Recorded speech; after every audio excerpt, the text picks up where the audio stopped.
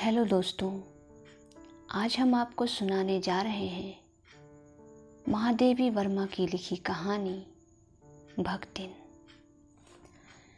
छोटे कद और दुबले शरीर वाली भक्तिन अपने पतले होठों के कोनों में दृढ़ संकल्प और छोटी आंखों में एक विचित्र समझदारी लेकर जिस दिन पहले पहल मेरे पास आई थी, तब से लेकर आज तक एक युग सा बीत चुका है।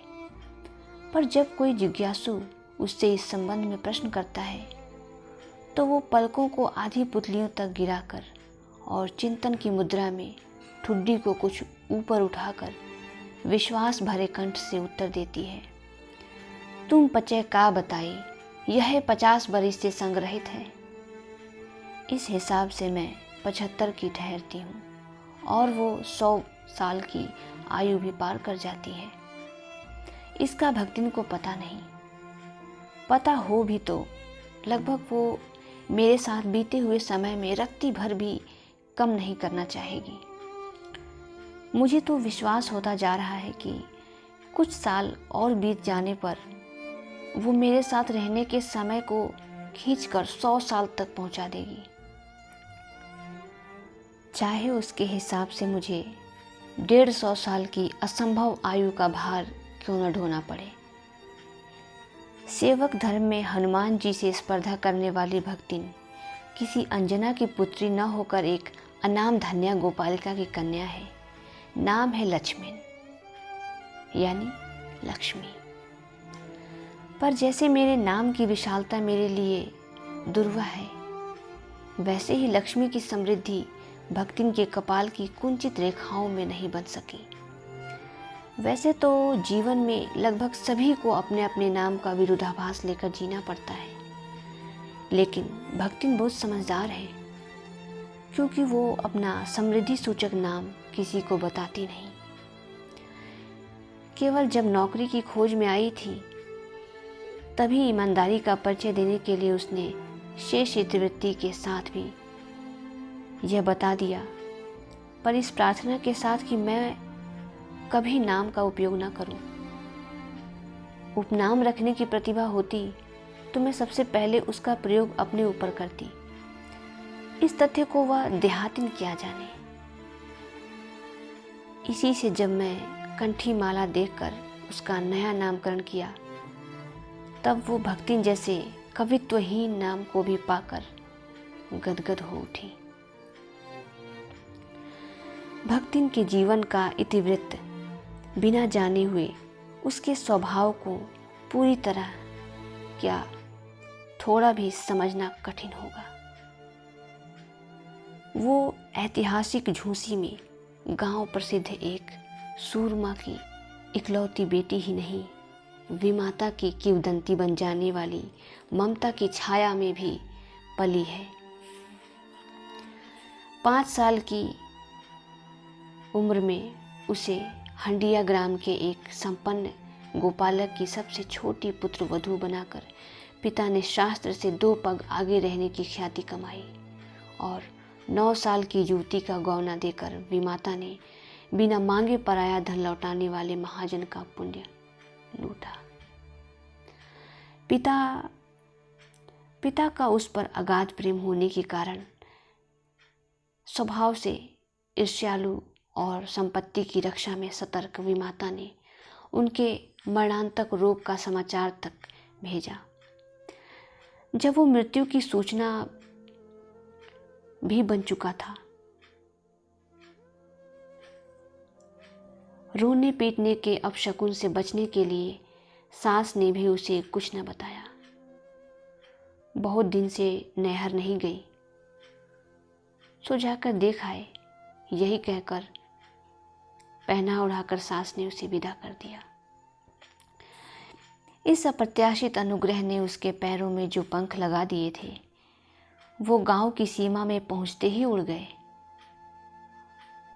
हाय लक्ष्मण अब आई की अस्पष्ट पुनर्वृत्तियां और स्पष्ट सहानुभूतिपूर्ण दृष्टियां उसे घर तक ठेल ले गईं। पर वो वहां न पिता का चिन्ह शेष था, न विमाता के व्यवहार में शिष्टाचार का लेश था। दुख से शिथिल और अपमान से जलती हुई वो उस घर में पानी भी न पिए उल्टे पैरों ससुराल लौट पड़ी। सास को खरी खोटी सुनाकर उसने विमाता पर आया हुआ क्रोध शांत किया और पति के ऊपर गहने फेंक फेंक कर उसने पिता के चिर विछोह की मर्म व्यथा व्यक्त की। जीवन के दूसरे परिच्छेद में भी सुख की अपेक्षा दुख ही अधिक है। जब उसने गेहुए रंग और बटिया जैसे मुख वाली पहली कन्या के 2 संस्करण और कर डाले, तब सास और जेठानियों ने ओठ बिचकाकर उपेक्षा प्रकट की।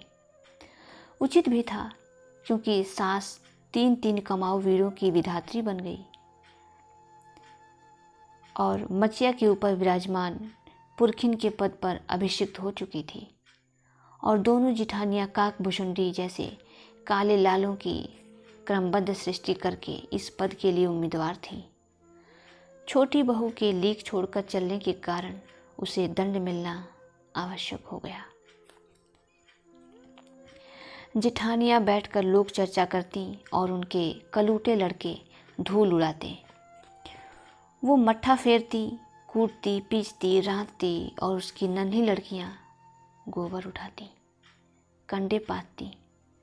जिठानियाँ अपने भात पर सफ़ेद राब रखकर गाढ़ा दूध डालती, अपने लड़कों को औटते हुए दूध पर से मलाई उतार कर खिलाती।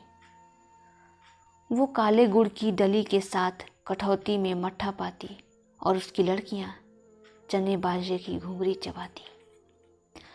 इस दंड विधान की भीतर कोई ऐसी धारा नहीं थी जिसके अनुसार खोटे सिक्के की टकसाल जैसी पत्नी से पति को विरक्त किया जा सकता। सारी चुगली चबाई की परिणति उसके पत्नी प्रेम को बढ़ाकर ही होती थी। जिठानियाँ बात बात पर धमाधम पीटी कूटी जाती थी, पर उसके पति ने उसे कभी उंगली भी नहीं छुआई। वो बड़े बाप की बड़ी बात वाली बेटी को पहचानता था। इसके अलावा मेहनती, तेजस्विनी और पति की प्रति रोम रोम से सच्ची पत्नी को वो चाहता भी बहुत रहा होगा। उसके प्रेम के बल पर ही पत्नी ने बंटवारे करके सबको अंगूठा दिखा दिया। काम वही करती थी, इसलिए गाय भैंस, खेत खलिहान, अमराई के पेड़ सभी के संबंध में उसी का ज्ञान बहुत बढ़ा चढ़ा था। उसने छांट छांट कर ऊपर से असंतोष की मुद्रा के साथ और भीतर से पुलकित हुए जो कुछ लिया वो सबसे अच्छा भी रहा। साथ ही मेहनती दंपत्ति के निरंतर प्रयास से उसका सोना बन जाना भी स्वाभाविक हो गया। धूमधाम से बड़ी लड़की का विवाह करके पति ने घरौंदे से खेलती हुई 2 कन्याओं और कच्ची गृहस्थी का भार 29 साल की पत्नी पर छोड़कर संसार से विदा ली। जब वो मरा तब उसकी अवस्था 36 वर्ष से कुछ ही अधिक रही होगी, पर पत्नी आज उसे बुढ़ऊ कहकर स्मरण करती है। भक्तिन सोचती है कि जब वह बूढ़ी हो गई तब क्या परमात्मा के यहाँ वे भी न बूढ़ा हो गए होंगे। इसलिए उन्हें बुढ़ऊ न कहना उनका घोर अपमान है। हाँ, तो भक्तिन के हरे भरे खेत, मोटी ताजी गाय भैंस और फलों से लदे पेड़ देखकर जेठ जिठौती के मुंह में पानी भराना स्वाभाविक ही था। इन सब की प्राप्ति तो तभी संभव थी जब भैयहू दूसरा घर ले आती, पर जन्म से खोटी भक्तिन इनके चकमे में आई ही नहीं। उसने क्रोध से पांव पटक पटक आंगन को कंपायमान करते हुए कहा, हम कुकरी बिलारी ना होए, हमार मन पुरसाई तो हम दूसरा के जाबी नहीं, तो तुम्हार पचे की छाती पे होरहा भूजब और राज करब, समझे रहो। उसने ससुर, अजय ससुर और जाने कई पीढ़ियों के ससुरगणों की उपार्जित जमीन में से सुई की नोक बराबर भी देने की उदारता नहीं दिखाई।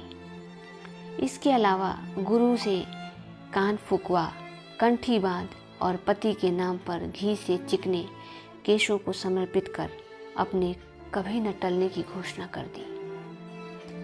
भविष्य में भी संपत्ति सुरक्षित रखने के लिए उसने छोटी लड़कियों के हाथ पीले कर उन्हें ससुराल पहुंचाया और पति के चुने हुए बड़े दामाद को घर जमाई बना के रखा। इस प्रकार उसके जीवन का तीसरा परिच्छेद आरंभ हुआ। भक्तिन का दुर्भाग्य भी उससे कम हठी नहीं था। इसी से किशोरी से युवती होते ही बड़ी लड़की भी विधवा हो गई। भैयहू से पार न पा सकने वाले जेठों और काकी को परास्त करने के लिए कटिबद्ध जिठौतों ने आशा की एक किरण देख पाई। विधवा बहन के गठबंधन के लिए बड़ा जिठौत अपने तीतर लड़ाने वाले साले को बुला लाया, क्योंकि उसका हो जाने पर सब कुछ उन्हीं के अधिकार में रहता। भक्तिन की लड़की भी माँ से कम समझदार नहीं थी। इसी से उसने वर को नापसंद कर दिया। बाहर के बहनोई का आना चचेरे भाइयों के लिए सुविधाजनक नहीं था, इसलिए यह प्रस्ताव जहाँ का तहाँ रह गया। तब वो दोनों माँ बेटी खूब मन लगाकर अपनी संपत्ति को देखभाल करने लगी और मान न मान मैं तेरा मेहमान की कहावत चरितार्थ करने वाले वर के समर्थक उसे किसी न किसी प्रकार पति की पदवी पर अभिषिक्त करने का उपाय सोचने लगे। एक दिन माँ की अनुपस्थिति में वर महाशय ने बेटी को कोठरी में घुसकर भीतर से द्वार बंद कर लिया और उसके समर्थक गांव वालों को बुलाने लगे। युवती ने जब इस डकैत वर की मरम्मत कर कुंडी खोली तब पंच बेचारे समस्या में पड़ गए। तीतरबाज युवक कहता वो निमंत्रण पाकर भीतर गया और युवती उसके मुख पर अपनी 5 उंगलियों के उभार में इस निमंत्रण के अक्षर पढ़ने का अनुरोध करती थी। अंत में दूध का दूध और पानी का पानी करने के लिए पंचायत बैठी और सबने सिर हिला हिलाकर इस समस्या का मूल कारण कलयुग को स्वीकार किया। अपीलहीन फैसला हुआ कि चाहे उन दोनों में एक सच्चा हो, चाहे दोनों झूठे, पर जब वे एक कोठरी से निकले तब उनका पति पत्नी के रूप में रहना कलयुग के दोष का परिमार्जन कर सकता है। अपमानित बालिका ने ओठ काट कर लहू निकाल लिया और माँ ने आग्नेय नेत्रों से गले पड़े दामाद को देखा। संबंध कुछ सुखकर नहीं हुआ, क्योंकि दामाद अब निश्चिंत होकर तीतर लड़ाता था और बेटी विवश क्रोध से जलती रहती थी। इतने यत्न से संभाले हुए गाय, ढोर, खेती बाड़ी जब पारिवारिक द्वेष में ऐसे झुलस गए कि लगान अदा करने भी मुश्किल हो गया। सुख से रहने की कौन कहे। अंत में एक बार लगान न पहुंचने पर जमींदार ने भक्तिन को बुलाकर दिन भर कड़ी धूप में खड़ा रखा। यह अपमान तो उसकी कर्मठता में सबसे बड़ा कलंक बन गया। इसलिए दूसरे ही दिन भक्तिन कमाई के विचार से शहर आ पहुंची।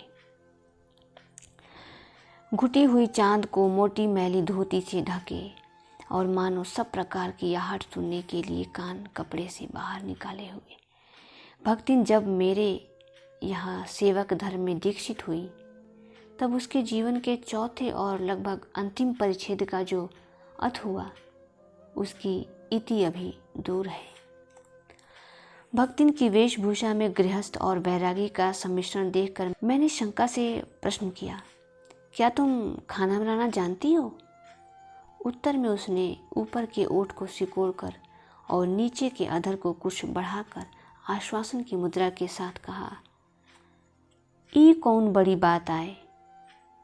रोटी बनाए जानित है, दाल रांध लेत है, साग भांजी छौंक सकित है और बाकी का रहा। दूसरे दिन तड़के ही सिर पर कई लोटे औंधा कर उसने मेरी धुली धोती जल के छींटों से पवित्र कर पहनी और पूर्व के अंधकार और मेरी दीवार से फूटते हुए सूर्य और पीपल का 2 लोटे जल से अभिनंदन किया। 2 मिनट नाक दबाकर जप करने के उपरांत जब वो कोयले की मोटी रेखा से अपने साम्राज्य की सीमा निश्चित कर चौके में प्रतिष्ठित हुई, तब मैंने समझ लिया कि इस सेवक का साथ टेढ़ी खीर है। अपने भोजन के संबंध में नितांत वितराग होने पर भी मैं पाक विद्या के लिए परिवार में प्रख्यात हूँ और कोई भी पाक कुशल दूसरे के काम में नुक्ताचीनी बिना किए रह नहीं सकता। पर जब छूत पाक पर प्राण देने वाले व्यक्तियों का बात बात पर भूखा मरना स्मरण हो आया और भक्तिन की शंका को दृष्टि में छिपे हुए निषेध का अनुभव किया, तब कोयले की रेखा मेरे लिए लक्ष्मण के धनुष से खींची हुई रेखा के सामने दुर्लंघ हो उठी। निरुपाय अपने कमरे में बिछौने में पड़कर नाक के ऊपर खुली हुई पुस्तक स्थापित कर मैं चौके में पीढ़े पर आसीन अनधिकारी को भूलने का प्रयास करने लगी। भोजन के समय जब मैंने अपनी निश्चित सीमा के भीतर निर्दिष्ट स्थान ग्रहण कर लिया, तब भक्ति ने प्रसन्नता से लबालब दृष्टि और आत्मतुष्टि से अपलावित मुस्कुराहट के साथ मेरी फूल की थाली में 1 अंगुल मोटी और गहरी काली चित्तीदार 4 रोटियां रखकर उसे टेढ़ी कर गाढ़ी दाल परोस दी। पर जब उसके उत्साह पर तुषारपात करते हुए मैंने रुआंसे भाव से कहा, ये क्या बनाया है, तब वो हतबुद्धि हो रही। रोटियां अच्छी सीखने के प्रयास में कुछ अधिक खरी हो गई हैं, पर अच्छी हैं। तरकारियां थी, पर जब दाल बनी है तब उनका क्या काम। शाम को दाल न बनाकर तरकारी बना दी जाएगी। दूध घी मुझे अच्छा नहीं लगता, नहीं तो सब ठीक हो जाता। अब न हो तो आमचूर और लाल मिर्च की चटनी पीस ली जाए। उससे भी काम न चले तो गांव से लाई हुई गठरी में से थोड़ा सा गुड़ दे देगी। और शहर के लोग क्या काला बत्तू खाते हैं, फिर वो कुछ अनाड़िन या फूहड़ नहीं। उसके ससुर, पितिया ससुर, अजिया सास आदि ने उसकी पाक कुशलता के लिए न जाने कितने प्रमाण दे डाले हैं।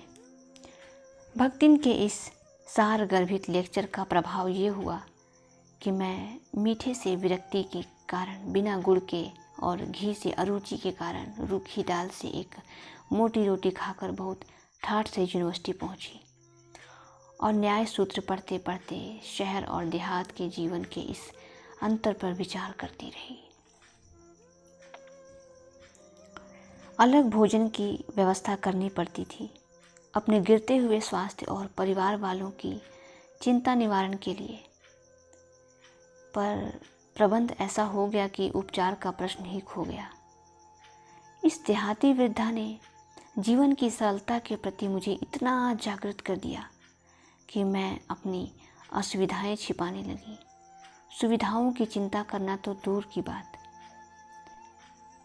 इसके अलावा भक्तिन का स्वभाव ही ऐसा बन चुका है कि वो दूसरों को अपने मन के अनुसार बना लेना चाहती है, पर अपने संबंध में किसी प्रकार की परिवर्तन की कल्पना तक उसके लिए संभव नहीं।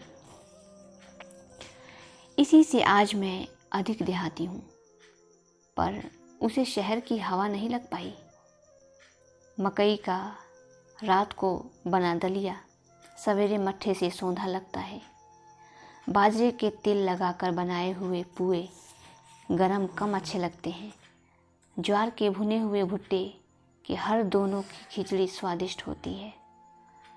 सफ़ेद महुए की लपसी संसार भर के हलवे को लजा सकती है। ये चीज़ें मुझे क्रियान्वित रूप से सिखाती रहती हैं, पर यहाँ रसगुल्ला तक भक्तिन के पोपले मुंह में प्रवेश करने का सौभाग्य नहीं प्राप्त हो सका। मेरे रात दिन नाराज़ होने पर भी उसने साफ धोती पहनना नहीं सीखा, पर मेरे स्वयं धोकर फैलाए हुए कपड़ों को भी वो तह करने के बहाने सलवटों से भर देती है। मुझे उसने अपनी भाषा की अनेक दंत कथाएं कंठस्थ करा दी हैं, पर पुकारने पर वह आए के साथ में जी कहने का शिष्टाचार भी नहीं सीख सकती है। भक्ति अच्छी है ये कहना कठिन होगा, क्योंकि उसमें दुर्गुणों का अभाव नहीं।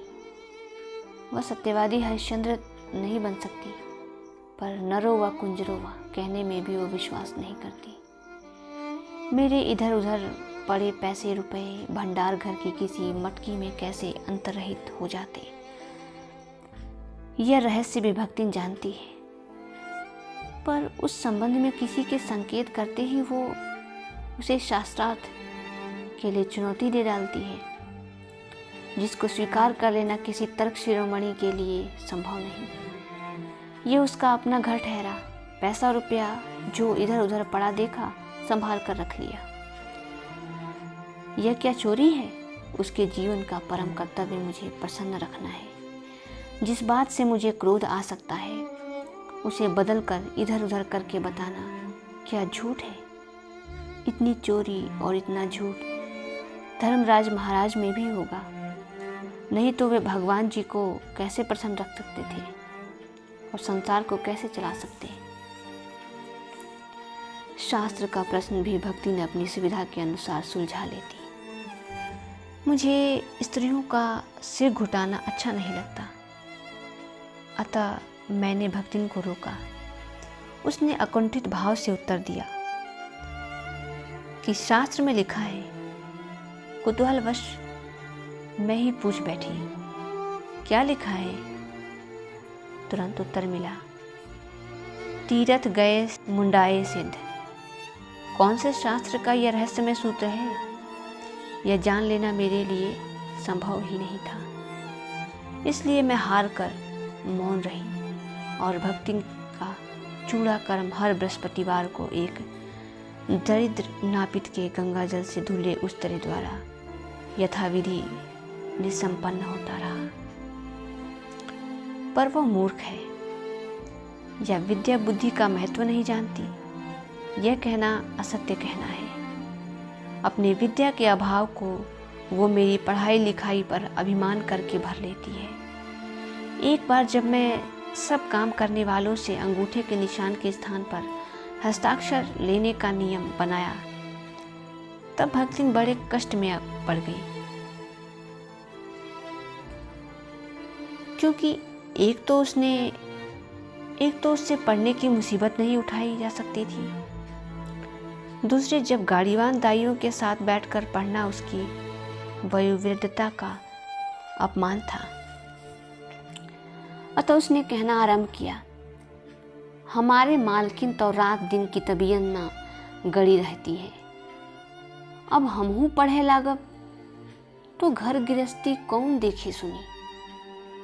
पढ़ाने वाले और पढ़ने वाले दोनों पर इस तर्क का ऐसा प्रभाव पड़ा कि भक्तिन इंस्पेक्टर के समान क्लास में घूम घूम कर किसी के आ ई की बनावट, किसी के हाथ की मंथरता, किसी की बुद्धि की मंदता पर टीका टिप्पणी करने का अधिकार पा गई। उसे तो अंगूठा निशानी देकर वेतन लेना नहीं होता, इसी से बिना पढ़े ही वो पढ़ने वालों की गुरु बन बैठी। वो अपने तर्क ही नहीं, तर्कहीनता के लिए भी प्रमाण खोजने में पटु है। अपने आप को महत्व देने के लिए वो अपनी मालकिन को असाधारणता देना चाहती है, पर इसके लिए भी प्रमाण की खोज ढूंढ आवश्यक होती है।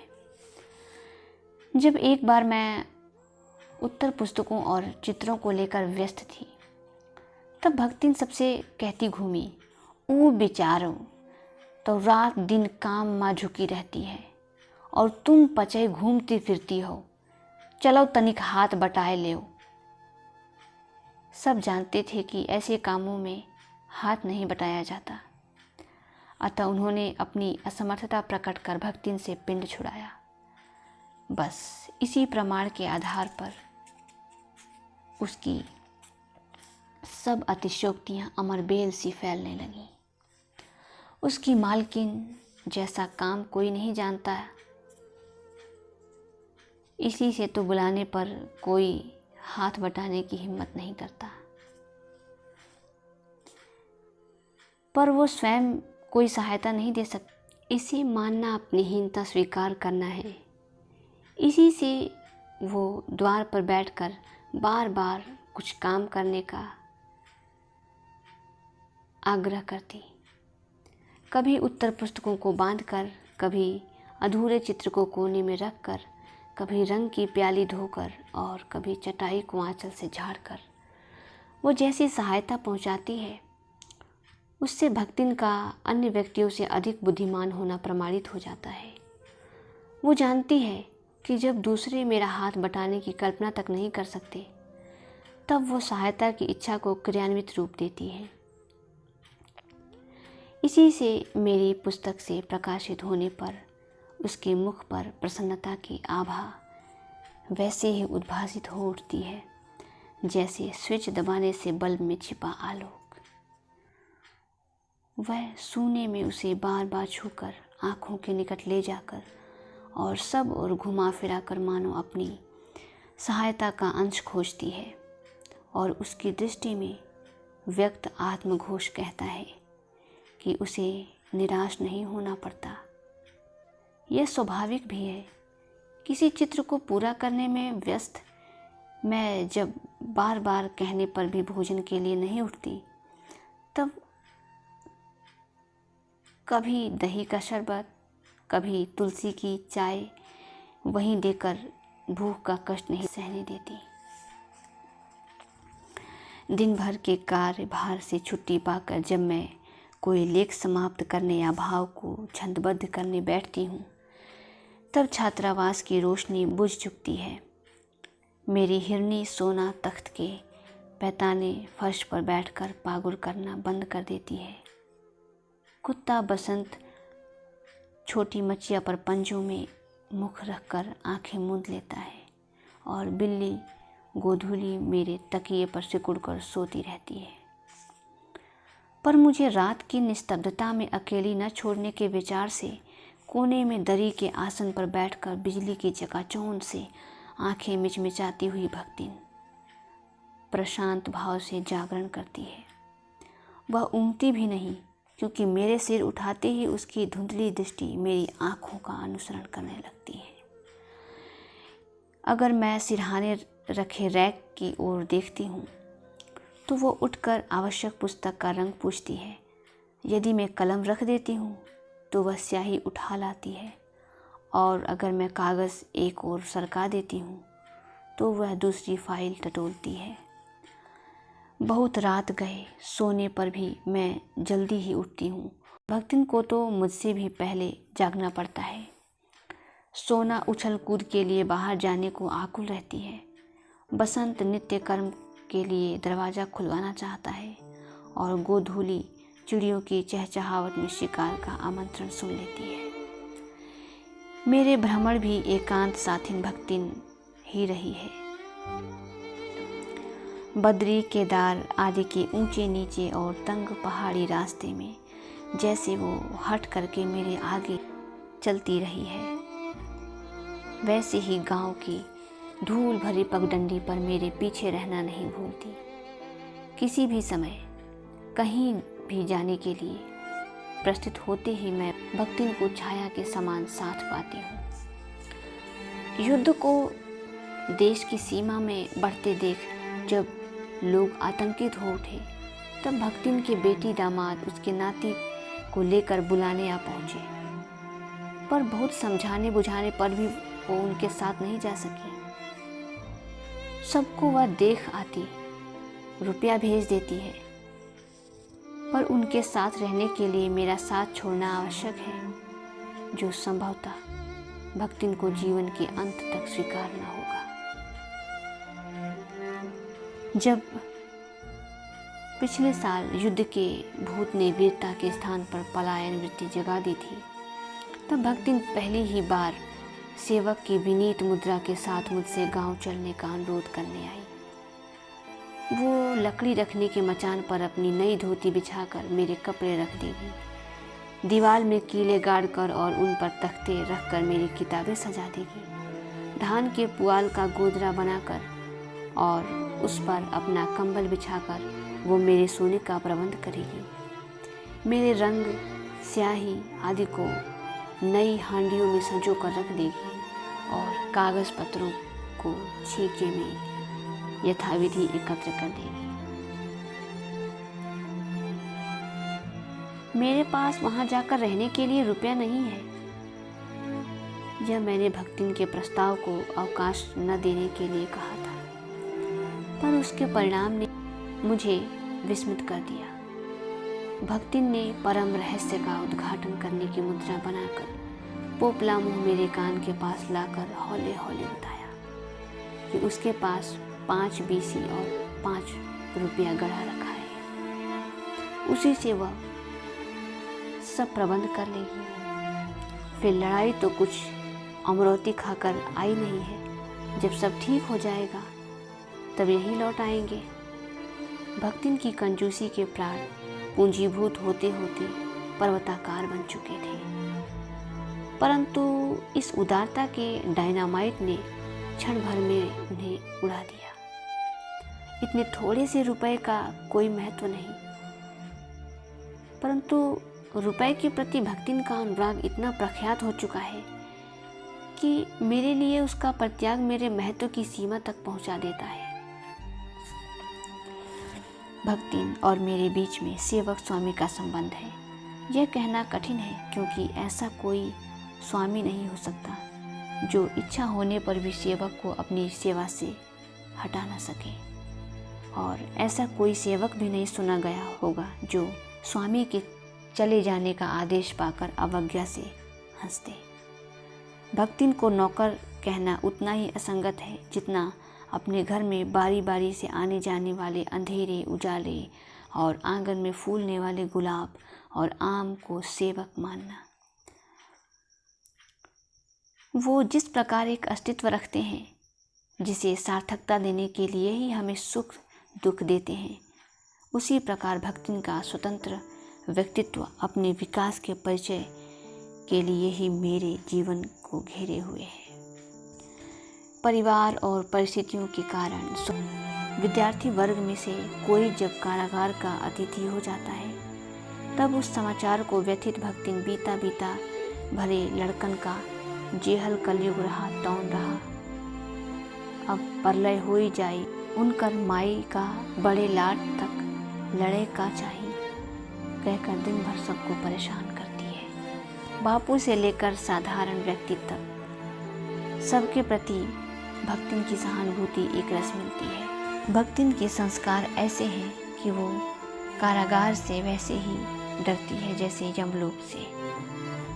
ऊंची दीवार देखते ही वो आंख मूंदकर बेहोश हो जाना चाहती है। उसकी ये कमजोरी इतनी प्रसिद्धि पा चुकी है कि लोग मेरे जेल जाने की संभावना बता कर उसे चिढ़ाते रहते हैं। वो डरती नहीं, यह कहना असत्य होगा, पर डर से भी अधिक महत्व तो मेरे साथ का ठहरता है। चुपचाप मुझसे पूछने लगती कि वह अपनी कई धोती साबुन से साफ कर ले, जिससे मुझे वहाँ उसके लिए लज्जित न होना पड़े। क्या क्या सामान बांध ले जिससे मुझे वहाँ किसी प्रकार की असुविधा न हो सके। ऐसी यात्रा में किसी को किसी के साथ जाने का अधिकार नहीं। यह आश्वासन भक्तिन के लिए कोई मूल्य नहीं रखता। वह मेरे न जाने की कल्पना से इतनी प्रसन्न नहीं होती जितनी अपने साथ न जा सकने की संभावना से अपमानित। भला ऐसे अंधेर हो सकता है जहाँ मालिक वहाँ नौकर। मालिक को ले जाकर बंद कर देने में इतना अन्याय नहीं, पर नौकर को अकेले मुक्त छोड़ देने में पहाड़ के बराबर अन्याय है। ऐसा अन्याय होने पर भक्तिन को बड़े लाट तक लड़ना पड़ेगा। किसी की माई यदि बड़े लाट तक नहीं लड़ी तो नहीं लड़ी, पर भक्तिन का तो बिना लड़े काम ही नहीं चल सकता। ऐसे विषम प्रतिद्वंदियों की स्थिति कल्पना में भी दुर्लभ है।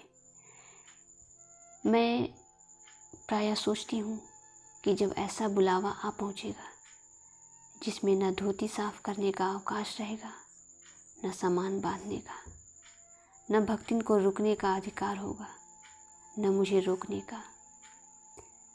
तब चिर विदा के अंतिम क्षणों में यह देहातीन वृद्धा क्या करेगी और मैं क्या करूँगी? भक्तिन की कहानी अधूरी है, पर उसे खोकर मैं इसे पूरी नहीं करना चाहती।